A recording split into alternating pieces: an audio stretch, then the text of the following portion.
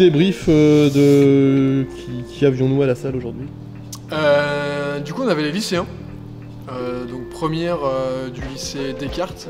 Ça fait maintenant 4-5 ans. Qu'on est en partenariat du coup avec le lycée Descartes, donc les premières et les terminales. Sur plusieurs cycles. L'idée là-dessus, c'est en première, c'est vraiment faire un apprentissage sur les mouvements de base en musculation. Donc, comme on a pu faire aujourd'hui sur le bas du corps. Donc au niveau du squat, du soulevé de terre, on a fait aussi un petit peu de travail de fente. Et après, essayer du coup de les amener un petit peu aux différents agrès, si je puis dire. Donc, que ce soit avec les barres, avec les kettlebells, les sandbags, etc. Pour vraiment qu'ils se familiarisent au maximum là-dessus. On essaie de beaucoup insister sur les notions de placement, de schéma corporel, de respiration, de contraction volontaire. Un petit peu d'entraînement aussi. Généralement l'entraînement, on voit plutôt ça en terminale, où là vraiment ils ont des objectifs vraiment beaucoup plus poussés. Là entre guillemets on a la chance d'avoir pas mal de confiance des profs, donc on peut faire entre guillemets un peu ce qu'on veut, si je peux dire, dans le sens où forcément il y a une trame quand même qui est très très précise du ministère de l'Éducation nationale, mais du coup on peut là on a la chance du coup de pouvoir faire un peu ce qu'on veut, ce qui nous paraît du coup important, notamment du coup sur l'apprentissage des mouvements de base. On fait beaucoup de travail sur notamment le soulevé de terre et le squat, parce que ça reste quand même deux mouvements qui sont hyper importants et hyper techniques. Donc c'est important d'avoir un gros travail de fait là-dessus. Donc, généralement on les prend en charge on va dire entre 2 et 2-3 séances, parfois 4, ça dépend du coup du groupe, notamment sur les premières où généralement on les prend un peu plus de temps. Ça dure à chaque fois, voilà, on a fait une bonne heure 45. Et donc voilà, c'est vraiment apprentissage total. Et après, une fois que du coup ils ont fait ces 3-4 séances, là ils sont un peu plus en autonomie, plutôt de la semi-autonomie que vraiment de l'autonomie.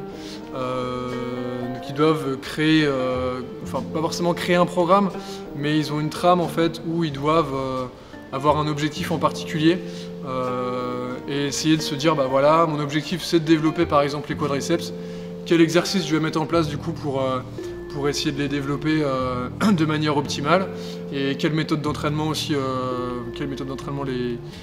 utiliser pour réussir cet objectif.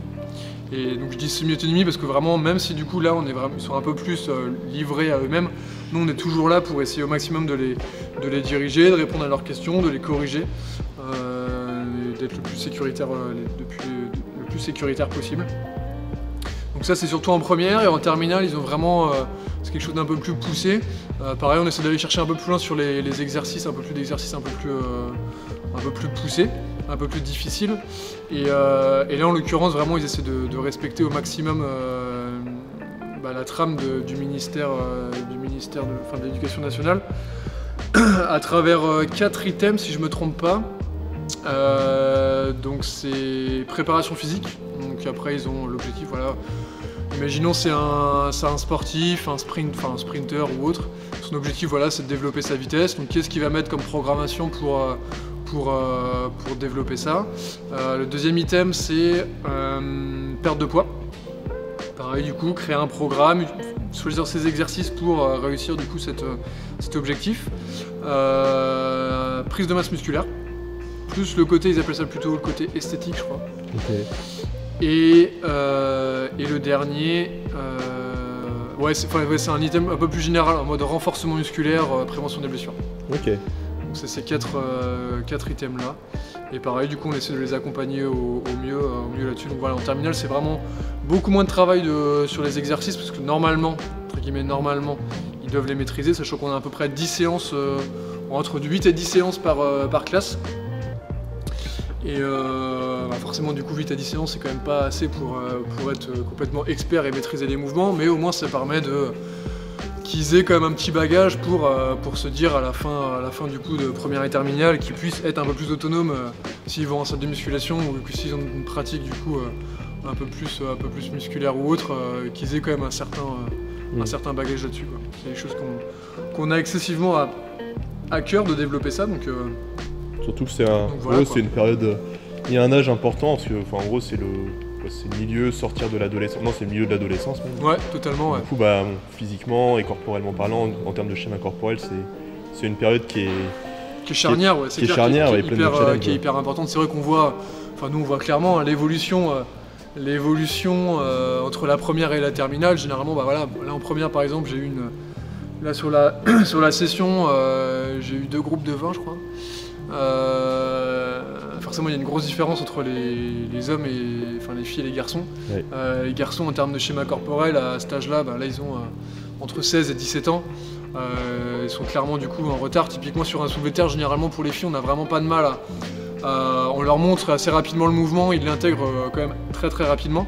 Par contre les garçons, ils ont vraiment beaucoup de mal à dissocier la flexion au niveau des genoux, dissocier le travail au niveau des hanches, le placement au niveau du dos. Ils ont souvent du coup les épaules qui sont complètement fixées vers l'avant, etc. Donc c'est un peu plus compliqué.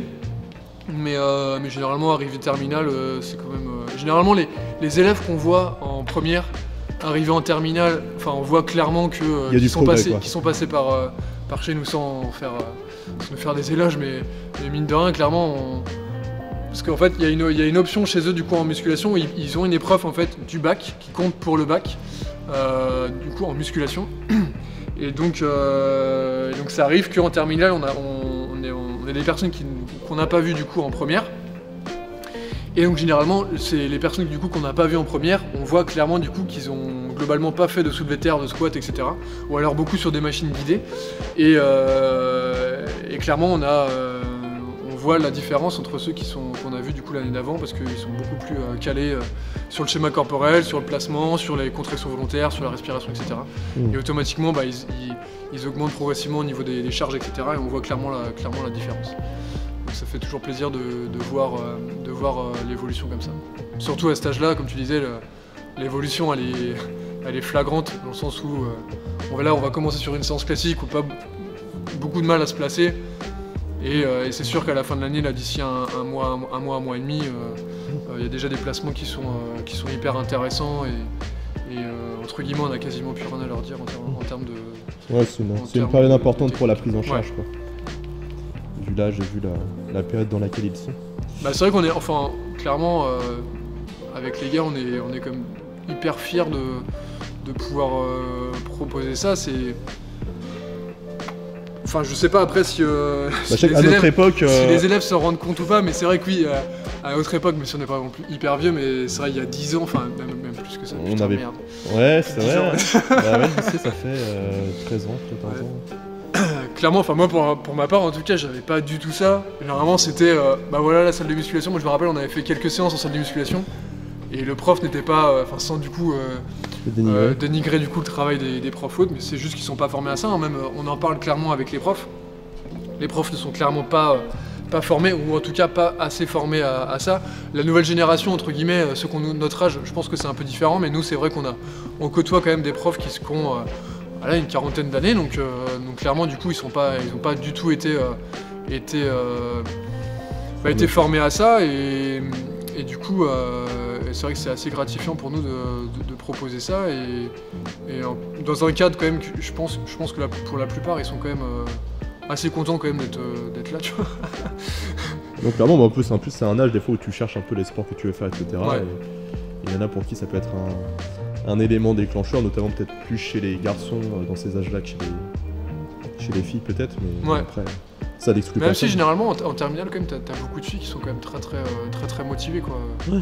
Quand elles viennent, généralement on les a vues en première et enfin ouais, elles sont quand même assez déterminées. C'est pas juste respecter du coup ce qui est demandé du coup par le prof, mais c'est vraiment s'entraîner vraiment quoi. Comme les garçons du coup, t'en as certains notamment beaucoup en prépa physique, mais j'ai souvenir du coup de l'année dernière de quelques jeunes en terminale là, qui étaient vraiment hyper motivés, qui posaient beaucoup de questions, qui étaient vraiment hyper actifs. Ils optimisaient au maximum en tout cas leur 1h45 de travail. Donc ouais, on est quand même assez fiers de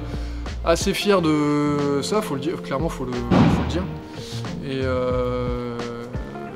forcément c'est quelque chose qu'on aimerait encore plus développer avec pourquoi pas d'autres lycées. Enfin, là-dessus on a vu clairement il y a 3 ans, on avait 6 classes. Et là, cette année, on a 10 classes, non, on a 11 classes, plus la S. La S, du coup, c'est une option supplémentaire, du coup, dans leur cursus, où là, du coup, ils sont un peu plus en autonomie dans la salle. Enfin, un peu plus individuel, en tout cas. Mais voilà, tous les ans, les profs réclament. Il y a une vraie demande, du coup, par rapport aussi aux lycéens. Et donc ouais, c'est vachement gratifiant, ouais. C'est clair.